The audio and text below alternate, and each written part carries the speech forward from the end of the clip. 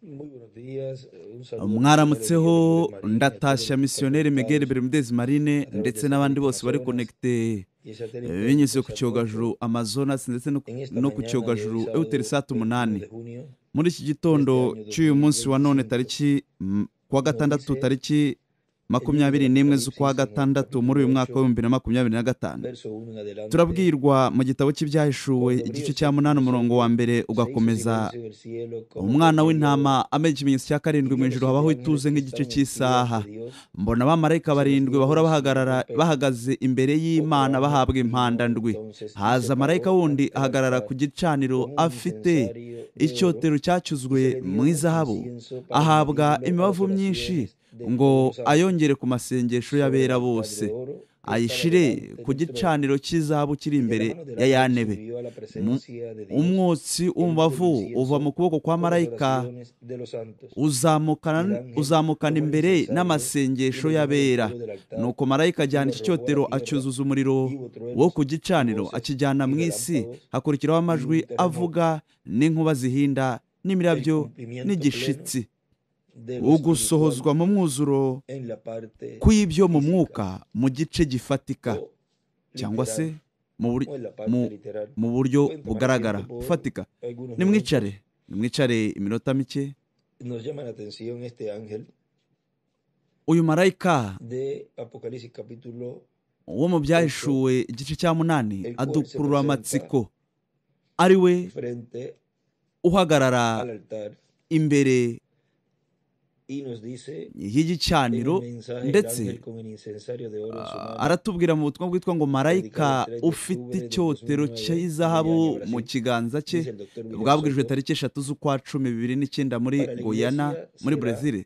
la segunda Dr venida de William Cristo, Soto aravuga ati, para el judaísmo será la venida ku del Mesías. itorero azaba ari ukuza kwa Después kabiri kwa entenderán Kristo, más ku bayuda adelante lo que fue la azaba ari primera ukuza venida kwa del Mesiya. Mesías Nyuma yaho y lo que es la tuzasobanukirwa segunda icyo venida ari del cyo kuza Mesías. kwa mbere kwa Mesiya ndetse Pero no para kuza kwa kabiri ellos, kwa Mesiya. no Ariko para kuri el bo pueblo hebreo, ni ukuvuga ngo ishyanga ry'abaheburayo. pero para ellos, Ariko cuando kuri lo bo vean, igihe eso será la bazamubona venida del Mesías. uko azaba ari Mesías ukuza kwa Mesiya. significa Mesiya ungido. bisobanura Por lo umusigwa. tanto, será la Nuko rero venida del azaba ari ungido, ukuza del k'umusigwa, hombre ungido umuntu, que ellos umugabo están esperando usizwe, ari wo en bazaba el día bategereje postrero. ku munsi w'imperuka. La venida del hombre ungido Ukuza k'umuntu con el usizwe Espíritu Santo n'umwuka y la wera, venida del hombre en el ukuza cual vendrá k'umuntu el ari we, Espíritu binyuze Santo muri para we el pueblo hazaza hebreo. umwuka wera Pero primero kubw'ishyanga le ry'abaheburayo. aparecerá a la Ariko mbere na iglesia mbere del Señor Jesucristo. azagaragarira itorero Primero le ry'umwami Yesu aparecerá, Kristo. dice, a la Mbere na mbere iglesia del Señor azagaragarira, Jesucristo, aravuga lo ngo cual itorero ry'umwami Yesu nos Kristo fue dicho ari que el Espíritu Santo estaría siendo ho manifestado en hatubwira una ko gran umwuka carpa wera azaba catedral, arimo yigaragariza mu de ihema lo rinini cual Grand las Carpa profecías Cathedral. del reverendo William Ari Branham bwo buhanuzi bwa nos Revera William habló Branham de que en yatubwiye, esa visión que atubwira fue ko muri iryo mostrada yerekwa a él, yeretswe we, allí él vio aho we una columna de yabonye fuego, el pilar de inkingi fuego y'umuriro, hablándole ya a nkingi alguien y'umuriro más arriba de irimo donde él estaba. ivugisha undi muntu O sea, le estaba hejuru y'aho hablando we yari ari. a ese Ni ukuvuga ngo instrumento yarimo en una ivugisha edad más icyo arriba, que gikoresho es la edad de mu la piedra gisekuru cyo angular. hejuru, aricyo Por gisekuru cyo gikomeza consiguiente, imfuruka. lo Mu que la yandi iglesia magambo del rero, Señor Jesucristo iby'itorero está ry'umwami Yesu Kristo experimentando en ririmo este tiempo ribabwaho final muri iki gihe es cy'iherezo nada más y nada nta menos que las kindi kindi profecías uretse ko que ari fueron ubuhanuzi habladas por el reverendo bwavuzwe William Branham bukavugwa en na Revera sueños y William Branham visiones mu y mayerekwa también ndetse en la no mu palabra nzozi revelada que nos ndetse no mu trajo en ijambo su mensaje, ryahishuwe lo yatuzaniye mu cual él butumwa nos bwe. habló y dijo Ari byo we que yatubwiye, estaba atubwira construyendo ko una plataforma yarimo para que yubaka alguien más igicaniro subiera en cyubakira ella. kugira ngo undi Y azakizamukeho. decía también Ndetse yavugaga que ko esa plataforma era para su Señor. icyo O sea icyo que la gicaniro cyari manifestación cy'umwami del we. Espíritu Ni Santo ukuvuga ngo en medio ukwigaragaza de la k'umwuka iglesia wera en el fin hagati del mu tiempo itorero ku iherezo sería la ry'ibihe manifestación del Espíritu azaba ari Santo ukwigaragaza k'umwuka en wera un mu hombre. muntu, mu Sería el mugabo. hombre Azaba ari ungido umuntu, con umugabo el usizwe Espíritu Santo, n'umwuka wera, de lo cual ari byo la iglesia novia itorero umugeni, lo ha identificado ari we itorero umugeni como el yamaze cumplimiento amutahura nko de lo que fue gusohozwa prometido kwa bya y que bindi está byasezeranijwe, en medio de la kandi iglesia ko ari llevando hagati a mu cabo itorero esa obra, arimo esa labor akora uwo murimo. para Icyo beneficio gikorwa de los que serán kubw'ineza y'aba bandi transformados bose y raptados. bazahindurwa El bakazamurwa. cumplimiento de la visión de la Ugusohozwa carpa y lo que kw'iyerekwa Dios está llevando a ry'ihema cabo ndetse es n'iby'Imana irimo para la ikora iglesia novia, bigenewe es para itorero aquellos umugeni. que Ni lo están iby'aba esperando. bandi babitegereje, El que bazaba no va a babitegereje. ser transformado, pues no lo va a Utazahindurwa recibir. nuko rero ntabwo Es azamwakira. para aquellos Ni que iby'aba están esperando bandi bategereje uko guhindurwa kw'imibiri yabo kugira ngo bacike ibihano by'Imana bizazira uyu mubumbe w'isi. Nuko rero ntabwo hashobora kongerwa cyangwa se ngo hakurweho abantu, ahubwo ni kubw'igeno. Ndetse muri iki gihe cy'iherezo ndetse kandi ishyanga ry'Abaheburayo rizaba rimuribona, ndetse kandi iyi si y'amadini izaba irimo uko kwigaragaza. None se bazaba barimo umuntu gute? Mu mubiri w'umuntu, igitwikirizo cy'umuntu. Ndetse nka kwa kundi Imana yigaragaje mu isezerano rya kera mu mibiri y'abantu kugira ngo ibashe gukora isoza umurimo wayo, ndetse muri uwo mubiri w'umuntu mu mwuzuro wa wundi witwaga Yesu, gusuzwa kuza kwa mbere kwa Mesiya. Muri iki gihe rero cy'iherezo, mu kwigaragaza k'Umwuka Wera ari we wakomeje kuba uhari uhereye ku munsi wa Pentekote kugeza uyu munsi wa none, mu minsi y'intumwa, ni uko nyuma muri ba mesaje b'ibisekuru 7, ni uko nyuma yari mu itorero izana iyo nkuru nziza, ndetse no ku iherezo ry'ibihe hasezerejwe ko azaba ari hagati mu ihema rinini Grand Carpa Cathedrale, ariho azaba arimo ariho bizaba birimo bisorezwa mu gisekuru cyo hejuru cyane y'aho Reverend William Branham yari ari, hanze y'ibisekuru 7 by'itorero, hanze y'ibisekuru byari bigenewe muri dispensation y'ubuntu.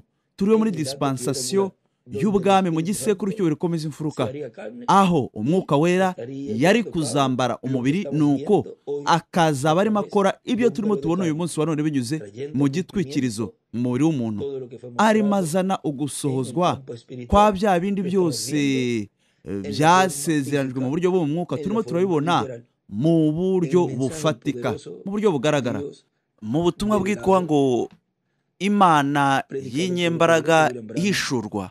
Ni ubutumwa bwabwirijwe na Reverend William Branham.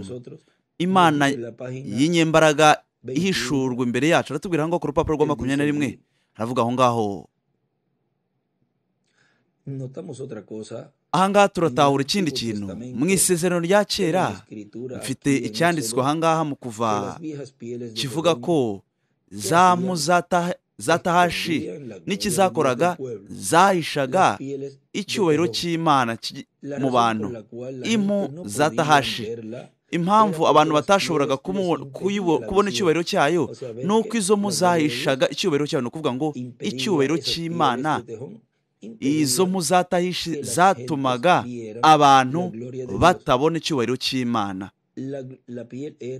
Impu zari icyubahiro cy'Imana cyari inyuma y'izo mpu, igitwikirizo. None uyu munsi wa none icyubahiro cy'Imana cyihisha inyuma y'impu zanyu. Ibyo niko bimeze. Ndetse imihango ntabwo ishobora kubona ibyo ngibyo. Ijambo rye riri imbere mu gitwikirizo. Aho ngaho yandika ibyahishwe cya 18 ku 11 ndetse n'11 kuri 3. Murumva rero uko ni ukuza k'uyu marayika ukomeye, ari byo dusome aho ngaho byahishwe cya 10 umurongo wa 8. Ni uko ryajwi numvise rivugira mu ijuru, nongera kuryumva rimbwira riti, genda wende ka gatabo kabumbutse kari mu ntoki za marayika uhagaze ku nyanja no ku butaka. Nuko nsanga marayika uwo ndamubwira nti, mpa aka gatabo. Aransubiza ati, enda ugaconshomere, karagusharirira mu nda, ariko mu kanwa kawe karakuryohera nk'ubuki. Nenda ka gatabo mu ntoki za marayika, ndagaconshomera mu kanwa kanjye, kandyohera nk'ubuki, ariko maze kukarya mu nda yanjye ndasharirirwa. Arambwira ati, ukwiye kongera guhanura iby'amoko menshi n'amahanga menshi n'indimi nyinshi n'abami benshi. Ndetse no mu gice gikurikiraho 11 ku murongo wa 3 ngo turamubona arimo ahanura. Abahamya banjye 2 nzabaha guhanura, bahanure iminsi 1260 bambaye ibigunira, bambaye imibiri mu bundi busobanuro. Noneho mwumve uburyo ahangaha harimo atwereka icyubahiro cy'Imana muri igihe cy'iherezo, inyuma y'igitwikirizo, cyihishe inyuma y'igitwikirizo umubiri w'umuntu. Aho ngaho aratubwira muri ubutumwa bwitwa ngo Imana ikomeye yishurirwa imbere yacu. Aho ngaho ku rupapuro rwa 21 iruhande ibumoso yandika ngo icyubahiro cy'Imana gihishwe n'igitwikirizo. Igitwikirizo buri gihe iteka aba ari igikoresho aba ari umubiri w'umuntu. Noneho akomeje avuga, none se ni iki cyari cyihishe inyuma ya za mpu za kera? Ntiyari afite ishusho nziza cyangwa igikundiro, ndetse igihe yambaye umubiri nuko agatura hagati yacu, ntabwo yari afite igikundiro ku buryo twamwifuza. Ndetse neza icyo kintu kiraba uyu munsi wa none mu butumwa. Hari ubutumwa bumwe na William atubwira ko avuga ati, none se ni ubuhe bwiza bwari muri Yesu niba icyo yari afite, icyo yari azi bwari ububaji? Aravuga ati, aho ngaho nta na kimwe cyakururaga amatsiko. Noneho aravuga ati, ndetse icyo kintu kiraba uyu munsi wa none. Nta na kimwe kiri mu mugabo cyangwa se umugore dushobora kwifuza, ariko icyihishe inyuma y'ibyo ngibyo nicyo kiba ari cyo. Wowe uravuga ati, nzi uyu mutipe ni umusinzi, amenyereye gukora ibyo. Njye ntabwo nitaye icyo yari amenyereye gukora. N'iki cyihishe inyuma y'icyo gitwikirizo y'uwo mubiri? Icyo nicyo gifite icyo kivuze. Icyihishe inyuma ye, umubiri w'umuntu uhumisha abantu. Bo baravuga bati, ndibuka ubwoko uriya mugore yari bwo. Noneho aho ngaho arandika ngo, ni ibiri inyuma y'igitwikirizo nibyo bifite icyo bivuze. Ni ibiri inyuma y'igitwikirizo nibyo bifite icyo bivuze. Murumva rero, murumva ko uko niko byari bimeze mu gihe ubwo Imana yarimo yigaragaza, yaba ari muri ba mesaje ndetse no muri buri tsinda. Iyo ntumwa yateranyaga hamwe ikoresheje ubutumwa bwayo.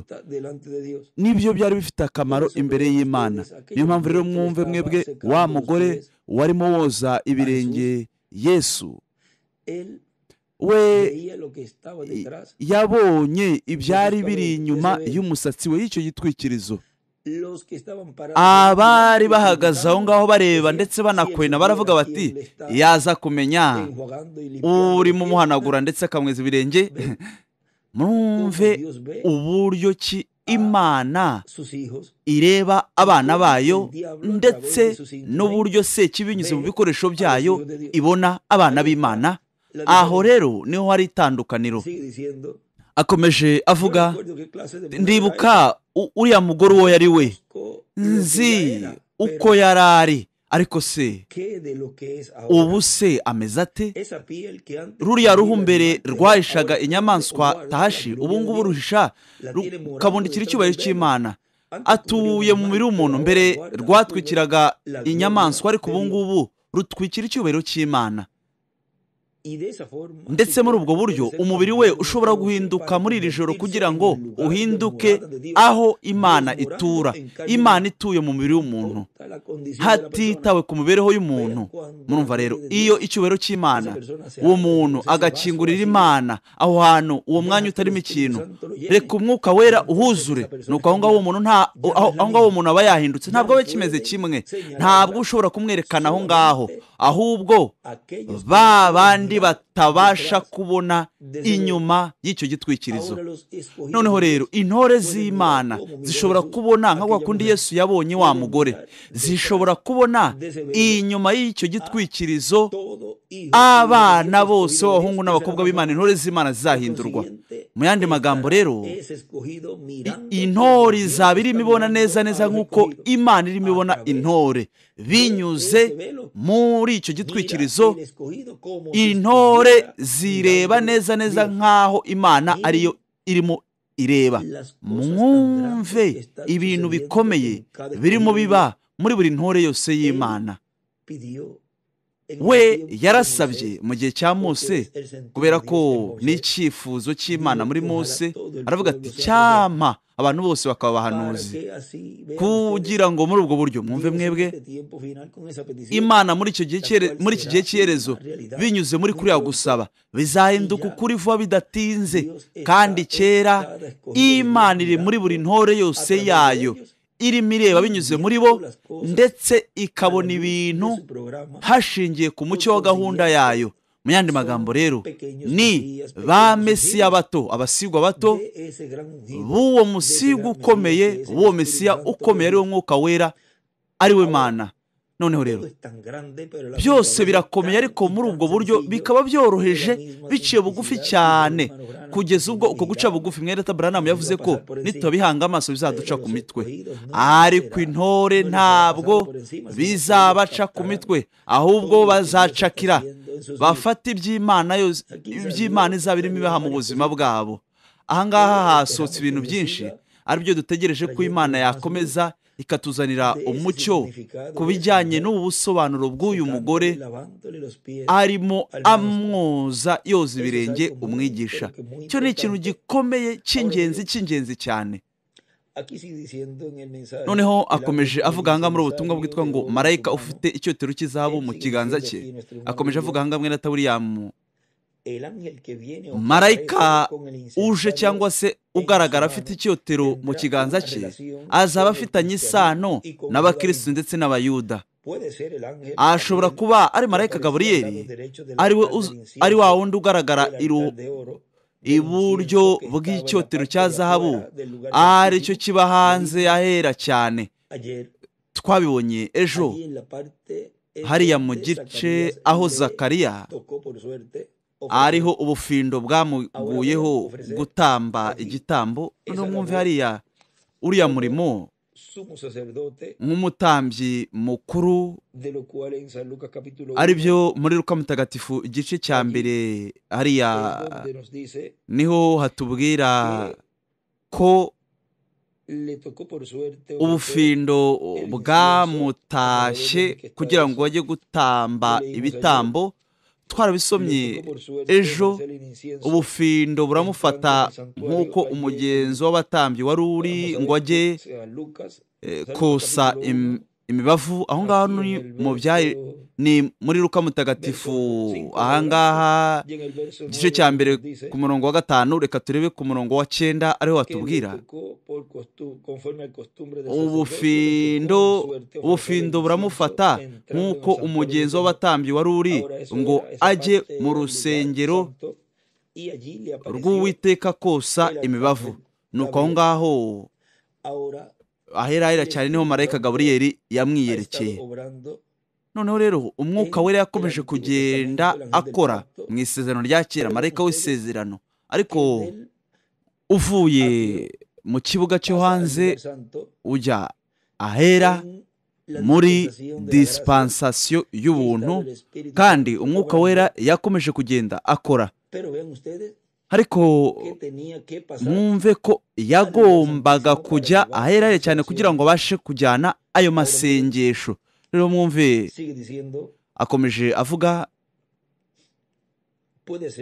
byashoboka ko ari marayika Gaburiyeli ari we ugaragara iruhande rw'iburyo ku cyotero cya zahabu, aricyo cyari hanze y'igice cyahera cyane, ariko akaba ari we wari uhabereye mu gice cyahera cyane. Yashobora kuba ari Kristo. Akomeje avuga ati yaba ari Kristo, umwuka wera arimo agaragaraho. Noneho rero ni umwuka wera ninde? Marayika Gaburiyeli ninde? Marayika Mikayeli ninde? Ni ukuvuga ngo byose ni umwe, ni Imana mu kwigaragaza kugiye gutandukanye, ariko akomeza kuba ari Imana imwe. Kandi ibyo bigomba kuba bisesuye kugira ngo umuntu abashe gusobanura uko kwigaragaza, ndetse tutavangirwa ngo twitiranye uko kwigaragaza k'umwuka wera ari we marayika w'umwami, marayika w'umwami Yesu Kristo, mu kwigaragaza kwe kugiye gutandukanye, ariho muri iki gihe cy'erezo azambara umubiri w'umwuzuro wose. Murumva rero ariho muri iki gihe cy'erezo ari hagati mu itorero rye, arimo akora asoza ubuhanuzi mu gice gifatika kigaragara. Ni ukuvuga ngo asohoza bya bindi byavuzwe. Nk'urugero yaravuze avuga ko mu ihema nini Grand Carpa Cathedrale we azaba arimo amenyekanisha ubwo bwiru bw'ikimenyetso cya 7. Ndetse namwe na Branham avuga ko hazaba harimo havugwa inzabya, impanda ndetse n'ibyago. Ni ukuvuga ngo kwizera kwizamurwa kuzabura kurimo gutangirwa mu ihema nini Grand Carpa Cathedrale. Nuko rero bya bindi byose byavuzwe hariya, impanda, guhinda kw'inkuba, inzabya, izo ngero zose zizaba zirimo zisohora gute? Imana irimo isoza ibyo byose mu nyigisho zo mu ihema. Kandi ibyo nibyo byasezeranijwe ko bizaba ari byo bo bavuze, yaba ari Revera William Branham ndetse na Dr. William Soso Santiago. Noneho aravuga ati ashobora kuba ari Kristo umwuka wera agaragara aho ngaho. Nuko aho ngaho hari inyandiko yanditse ngo Gaburiyeli bihwanye n'umwuka wera. Noneho mwumve ibyo byose mu ijuru, nuko nyuma yaho ibyo byose bizagaragazwa mu buryo bwabugenewe, mu buryo bugaragazwa bw'ibizaba biri mu ijuru. Ni ukuvuga ngo ntabwo bizaba bihagije gusa ko ibyo bintu byagaragarira mu ijuru, ko byabera mu ijuru byose. Ntabwo bizaba bihagije ko byakorerwa hariya gusa, kubera ko ibikorerwa byose hariya nyuma yaho umuntu agomba kubishakira ku isi, bigomba kwigaragaza, kubera ko ibintu bigaragara bikorwa mu bitagaragara. Noneho mwumva aha ngaha muri uyu mugabane hari ahantu atubwira muri ubutumwa bwitwa ngo ni hehe hateranira ibizu. Aho ngaho aratubwira mu mugabane muto ahangaha hamwe na William aravuga ati ni byiza rero kugira ngo mube mubizi, nge ngomba kuvuga ibintu bifite gusohora mu buryo bwo mu mwuka muri iki gihe. Nyuma y'uko ibintu byo mu mwuka bisohora, nuko hari igice cy'ibintu bifatika cyangwa se bigaragara aribyo nyuma yaho bizasohora, ariko hari n'igice cyo mu mwuka ari cyo kibanza gukorwa mbere y'uko bisohora. Nuko nyuma yaho ibyo ngibyo bikigaragaza ari byo mu mwuka byari byaramaze gusohora. Mwumva rero bo bari bagenewe kiriya gice, uriya mugabane wo kutubwira ibintu bigomba gusohora mu buryo bw'umwuka.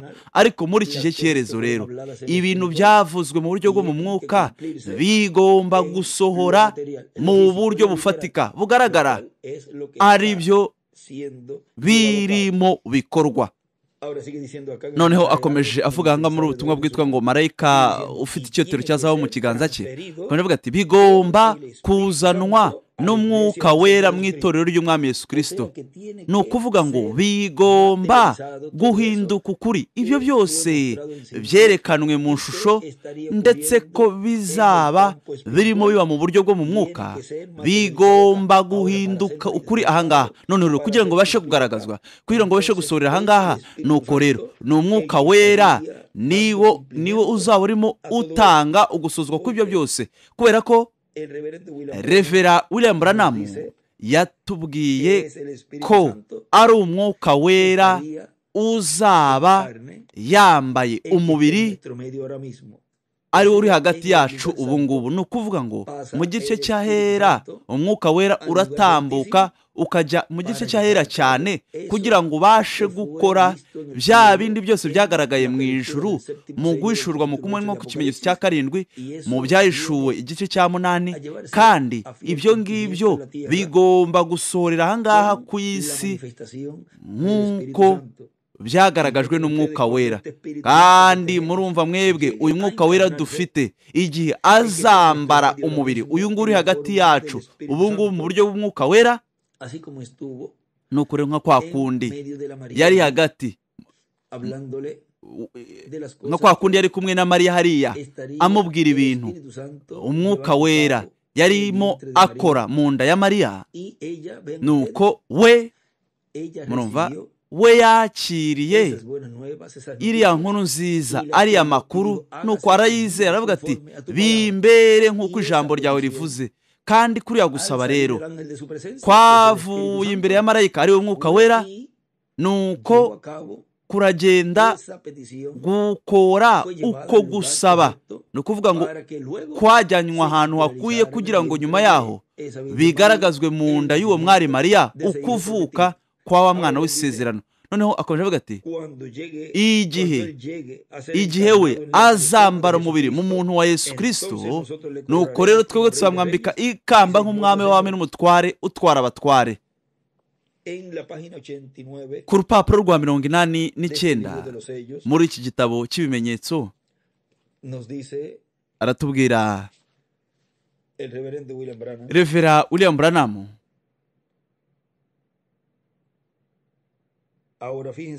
noneho rero mwumve neza ku byabaye igihe we yakoze ibi ngibi. Mbega yo birikomeye ibyo neza neza ni igihe ibimenyetso bizahishurwa. Ikizakurikiraho tuzabona ituze ry'igice cy'isaha. nuko aho ngaho yandika ngo ituze ry'igice cy'isaha mu ijuru, aho ngaho iburyo. turimo turatangira uyu munsi wa none, ku cyumweru tuzinjira nuko tubirangize. munyumve neza nimba mbivuze neza. igihe ibyaremwe byose byarimo bitakamba, nta n'umwe wari uzi icyo gukora. Yohana yari aho ngaho arimo arira, nuko hagaragara umwana w'intama. igitabo cyari mu kiganza cya nyiracyo, kubera ko nta n'uwari ukwiriye gufata icyo gitabo kugira ngo agicungure mu isi.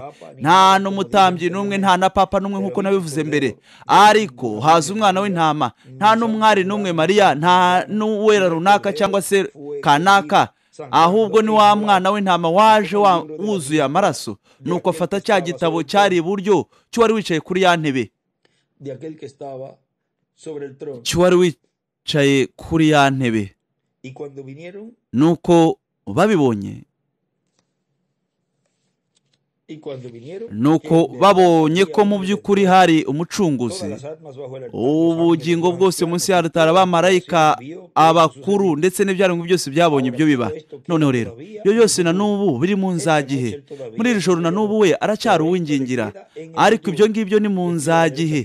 aho ngaho yandika iburyo ngo ni mu nzagihe. mwumve rero, nuko amaze gufata igitabo, za nyamaswa enye ndetse n'abakuru 24 bikubita imbere y'umwana w'intama, buri wese afite inanga ndetse bafite imibavu ihumura, ariyo masengesho y'abera. noneho rero abo ni ba bandi bari imbere ya altare. aho ngaho yandika ngo muri dimansiyo ya 6 aribo basenze cyane. yandika ibumoso ngo ku gicaniro amasengesho, bo basenze ku gucungurwa, umuzuko. noneho turumva aba bakuru buzuza amasengesho, kubera ko na n'ubu bafite ubahagarariye. dufite umukuru mu ijuru wigaragaje kugira ngo arekarame yisubize abe. ashushanya inyenyeri ya Dawidi iburyo.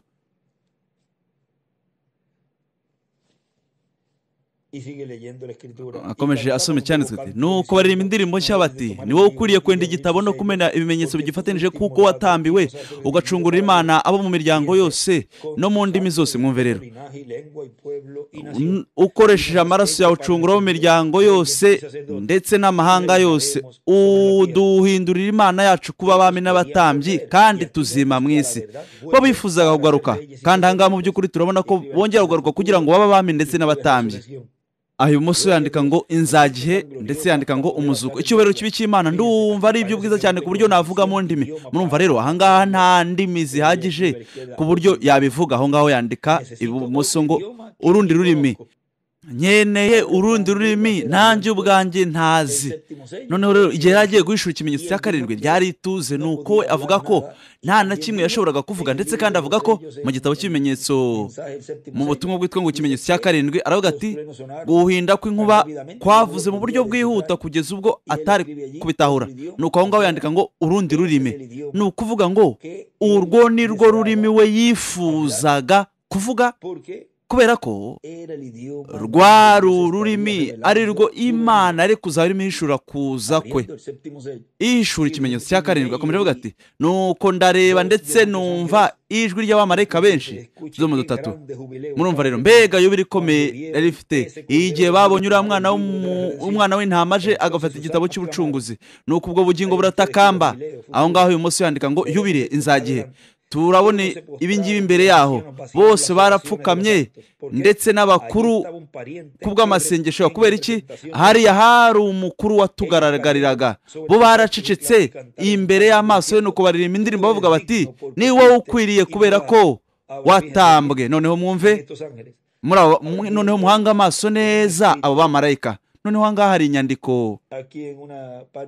ahangaha muri iki gitabo cy'ibimenyetso, mu gice cy'inyandiko, aho ngaho yandika ngo marayika ufite icyotero cya zahabu, amasengesho y'abera ninde?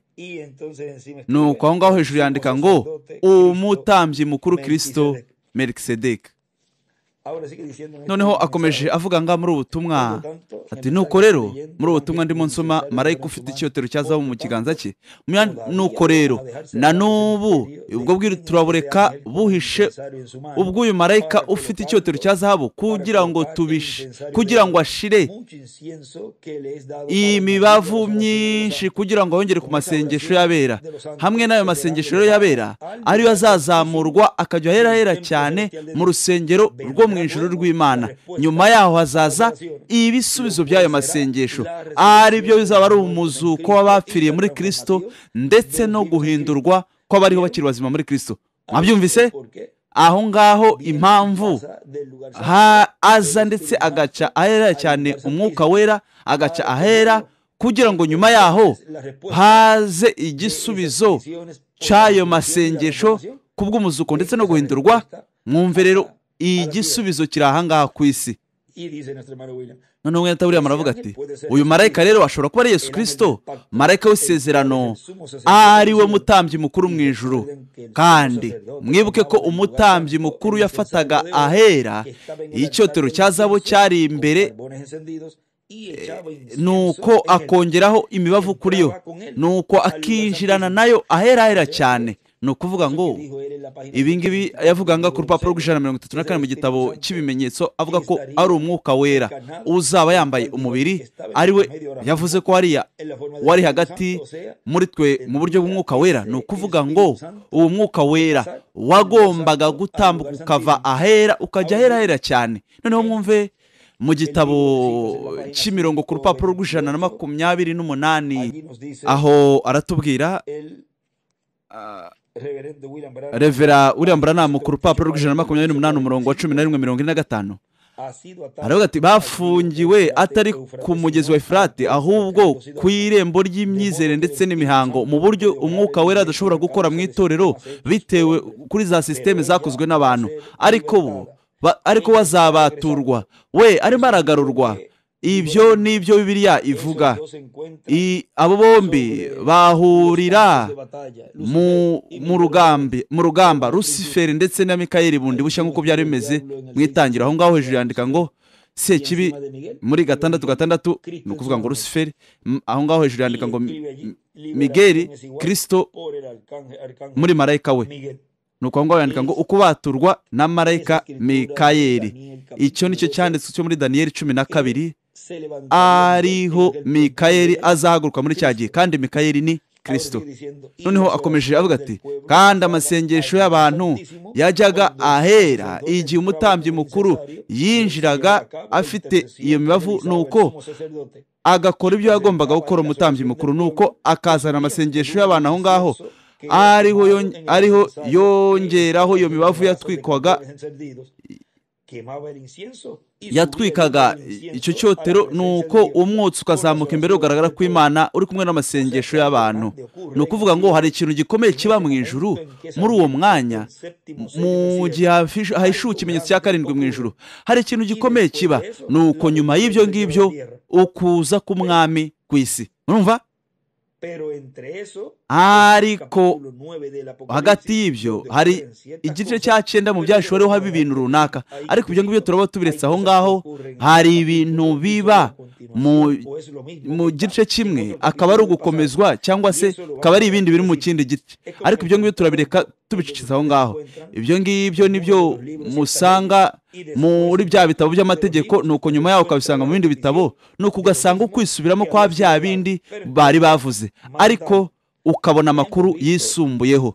Twarimo twumva muri iyi minota migufi, iminota mike, icyari cyo ugusoza umwuzuro kw'ibintu byo mu mwuka mu buryo bufatika bugaragara, mu gihe hahishuwe ikimenyetso cya 7 mu ijuru. Ari byo twarimo twumva muri ubu buryo ku mucyo wa detaye, amakuru make ku birimo bisohora muri iki gihe cy'iherezo mu buryo bufatika, ugusozwa mu mwuzuro kw'ibyo mu mwuka mu gice gifatika, cyangwa se mu gice kigaragara. Icyama Imana ikaba imigisha ibarinde, mukomeze mugire umunsi w'umunezero wuzuye imigisha y'Imana.